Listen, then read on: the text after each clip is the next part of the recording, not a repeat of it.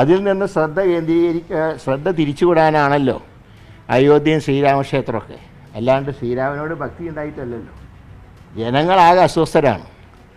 അത് മൂടി വയ്ക്കാൻ വേണ്ടിയാണ് ഇതുപോലുള്ള നാടകങ്ങൾ കളിക്കുന്നത്. അപ്പോൾ അതിൻ്റെ ഭാഗമാണ്. പക്ഷേ കർഷകർക്ക് ആനുകൂല്യം കിട്ടിയില്ലെങ്കിൽ അവർ ക്ഷേത്രവും പള്ളിയും പറഞ്ഞിട്ട് അടങ്ങിയിരിക്കുന്നവരല്ല. ആ ബഹുജന മുന്നേറ്റം ഉണ്ടാവും.